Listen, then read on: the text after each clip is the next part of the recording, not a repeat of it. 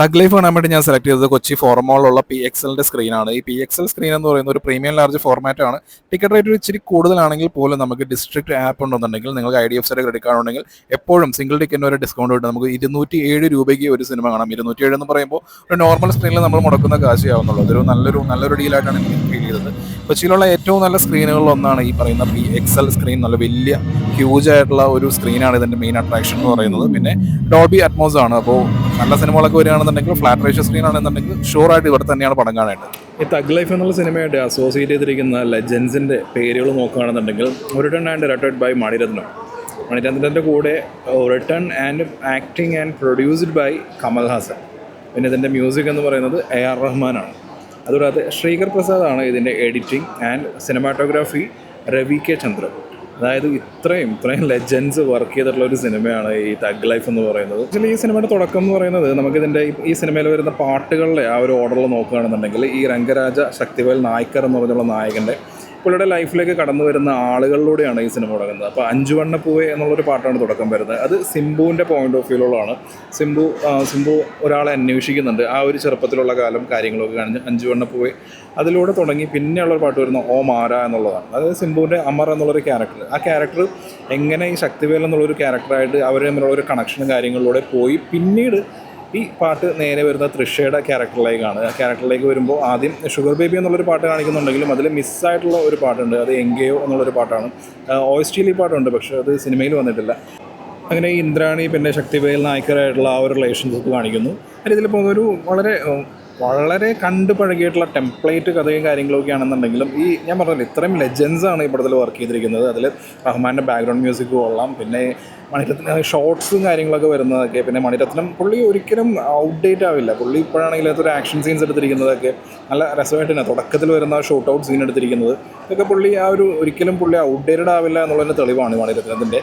പക്ഷേ ഈ കഥ ഇങ്ങനെ മുമ്പോട്ട് പോകുന്നുണ്ട്. പിന്നെ അതിൻ്റെ ഇടയിൽ നമ്മുടെ ജിങ്കിച്ച എന്നുള്ളൊരു പാട്ട് വരുന്നു. അതൊരു സെലിബ്രേഷൻ സോങ്ങാണ് വരുന്നത്. അത് കഴിഞ്ഞ് ഇൻ്റർവെല്ലിന് തൊട്ട് മുമ്പ് ഒരു ഐറ്റം വരും. സിനിമയിലെ നിർണായകമായിട്ടുള്ളൊരു ഷോട്ടാണ്.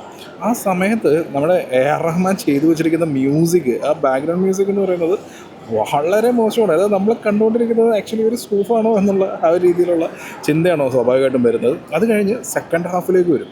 സെക്കൻഡ് ഹാഫിലേക്ക് വന്നു കഴിയുമ്പോൾ നമ്മൾ ഫസ്റ്റ് ഹാഫിൽ കണ്ട സംഭവങ്ങളേ അല്ല. സംഭവം ശരിയാണ്. ഈ ഞാൻ നേരത്തെ പറഞ്ഞ പേരെടുത്ത് പറഞ്ഞ ലെജൻസ് എല്ലാവരും പടത്തിൽ വർക്ക് ചെയ്തിട്ടുണ്ട്. അവരുടെ ഇതൊക്കെ തന്നെയാണ് വരുന്നത്. പക്ഷേ വേറെ ഏതോ മൾട്ടിവേഴ്സ് എന്നൊക്കെ പറയില്ലേ, ആ രീതിയിലാണ് വരുന്നത്. ഒബ്വിയസ്ലി ഇങ്ങനെയുള്ള പടങ്ങളെന്ന് പറയുമ്പോഴേക്കും ഒരു പ്രതികാരം ചെയ്യാൻ വേണ്ടി വരുന്ന നായകൻ ആ ഒരു തീമിലാണ് വരുന്നത്. ഇതൊരു ഗ്യാങ്സ്റ്റർ സ്റ്റോറിയും കൂടിയാണ്. അതിൽ ആദ്യത്തെ പ്രതികാരം എന്ന് പറയുമ്പോൾ ഭഗവതി പെരുമാളിൻ്റെ ക്യാരക്ടറിനെ ഉള്ള ഒരു ഫ്ലൈറ്റിൻ്റെ അടുത്തേക്ക് വെച്ചിട്ട് അപ്പോൾ ഈ കമൽ ഹാസൻ അതായത് നായകൻ്റെ കോസ്റ്റ്യൂം എന്ന് പറയുന്നത് നമ്മൾ ആ ടീസറിൽ കണ്ട പോലത്തെ ആ വൈറ്റ് ആ ഡ്രസ്സൊക്കെ ഇട്ടിട്ടാണ് പുള്ളി അവിടെ കാത്തിരിക്കുന്നത്. അതായത് സ്പൂഫ് എന്ന് പറഞ്ഞു കഴിഞ്ഞാൽ അൾട്രാ ലെവൽ സ്പൂഫായിട്ടാണ് വന്നിരിക്കുന്നത്. അതിന് രണ്ടാമത്തെ ഒരു കൊലപാതകം എന്ന് പറയുന്നത് ഒരു റെയിൽവേ സ്റ്റേഷനിലുള്ളൊരു ഫൈറ്റും കാര്യങ്ങളൊക്കെ ആയിട്ട് വരുന്നത്.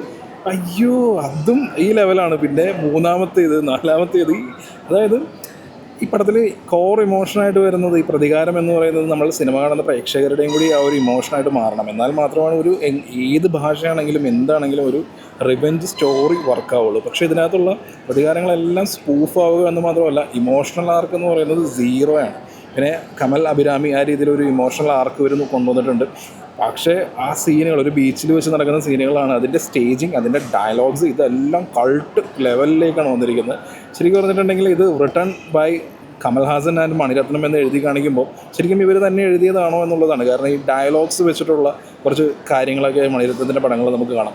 കുറഞ്ഞ ഡയലോഗുകളിൽ മാജിക് കാണിക്കുന്ന ആളാണ് മണിരത്നം. ഇതിൽ അശോക് സെൽവൻ്റെ ക്യാരക്ടർ വരുമ്പോൾ പുള്ളി ഒരു ചെറിയ ഡയലോഗിലാണ് പുള്ളിയുടെ ക്യാരക്ടർ എസ്റ്റാബ്ലിഷ് ചെയ്യുന്നത്. അതൊക്കെ രസമായിരുന്നു.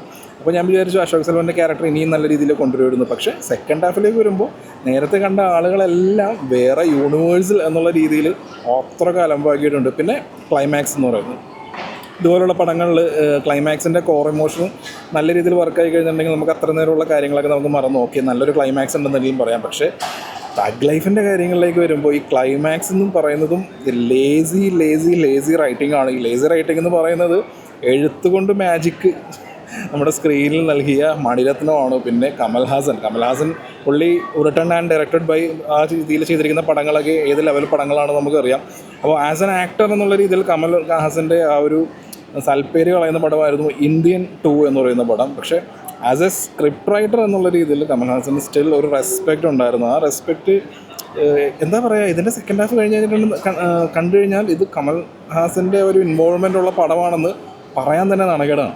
ആ രീതിയിലുള്ളൊരു പടമാണ്. സോ ഈ രീതിയിൽ ഇങ്ങനെയൊക്കെ വരുന്നതാണ്. പിന്നെ റഹ്മാൻ്റെ കാര്യമാണെന്നുണ്ടെങ്കിൽ കുറച്ചൊക്കെ നല്ല രീതിയിൽ ചെയ്തു. സെക്കൻഡ് ഹാഫിൽ പുള്ളി ചെയ്തു വെച്ചിട്ടുണ്ട്, ഇത് റിവെഞ്ചിൻ്റെ സമയത്തൊക്കെ ചെയ്തു വെച്ചിരിക്കുന്ന ബാക്ക്ഗ്രൗണ്ട് സ്കോർ എനിക്ക് തോന്നുന്നുണ്ട് റഹ്മാൻ എന്ന് പറഞ്ഞാൽ ഒന്നെങ്കിൽ പുള്ളി ഇത് മനഃപൂർവ്വം ഓക്കെ കൾട്ട് ലെവൽ സീനാണ് വന്നിരിക്കുന്നത്, എന്നാൽ പിന്നെ കൾട്ട് മ്യൂസിക്കും കൂടി ആയിക്കോട്ടെ, ആ രീതിയിൽ പുള്ളി അങ്ങനെ ചെയ്തതായിരിക്കാൻ എനിക്ക് ചാൻസ് ഉള്ളൂ. രവി കെ ചന്ദ്രൻ്റെ ഫ്രെയിംസ്, അതിന് ശ്രീകർ പ്രസാദ് ഒളിക്ക് എഡിറ്റിംഗ്, ഈ സംഭവങ്ങളൊക്കെ സ്റ്റിൽ കുഴപ്പമില്ലാതെ ഭംഗിയായിട്ട് പോകുന്നുണ്ട്. പക്ഷെ ബാക്കിയൊക്കെ കാണിച്ചു കൂട്ടിയിരിക്കുന്നതിനല്ല. പിന്നെ ആൻസംബിൾ കാസ്റ്റാണ്, അറിയാമല്ലോ, അതിൻ്റെ ആക്ടിങ് പറയുകയാണെന്നുണ്ടെങ്കിൽ കമൽ ആ ഒരു റേഞ്ചിലാണ് നിൽക്കുന്നത്. പുള്ളി ഇത്രയൊക്കെ മതി, ആ രീതിയിലുള്ളതാണ്. പിന്നെ ഇതിനകത്തുള്ള പുള്ളിയുടെ സ്ഥിരം ആ സംഭവങ്ങളൊക്കെ വരുന്നുണ്ട്.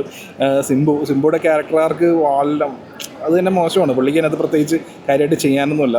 ഇതിൽ തൃഷയുടെ ക്യാരക്ടറിന് സെക്കൻഡ് ഹാഫിൽ ഒരു വേറെ രീതിയിലുള്ള ക്യാരക്ടർ ആർക്ക് കൊടുക്കാൻ നോക്കിയിട്ടുണ്ട്. അത് ഒട്ടും കണക്റ്റ് ആയിട്ടില്ല, വൻ കോമഡി ആയിട്ട് മാറിയിട്ടുണ്ട്.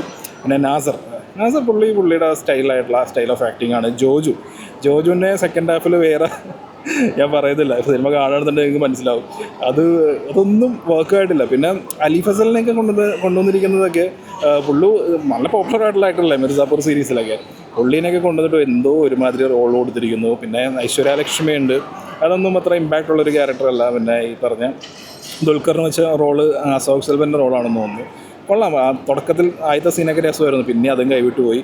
അങ്ങനെ മൊത്തത്തിൽ ഇപ്പോൾ ആക്ടിങ് വൈസ് നോക്കിയാലും മൊത്തത്തിൽ ഒരു ശരിക്കും പറഞ്ഞിട്ടുണ്ടെന്നുണ്ടെങ്കിൽ ഇത് ഇന്ത്യൻ 2 കഴിഞ്ഞിട്ട് റിലീസാവേണ്ട പടം എന്ന് പറയുമ്പോൾ കറക്റ്റ് ആ പുള്ളിയുടെ ആ മേക്കപ്പ്, താടി, മുടി ഇതൊക്കെ കണ്ടു കഴിഞ്ഞാൽ ഇന്ത്യൻ 2 തന്നെ ഒരു കോമാളി ലെവൽ ഇമേജാണ് ആ ഒരു അത് തന്നെ ഇതിനകത്തേക്കും വരുമ്പോൾ തന്നെ നമുക്കൊരു ഒരിതല്ല. അത് ശരിക്കും പറഞ്ഞിട്ടുണ്ടെന്നുണ്ടെങ്കിൽ ടോട്ടൽ ഭയങ്കര ഡിസപ്പോയിൻമെൻ്റ് ആണ്.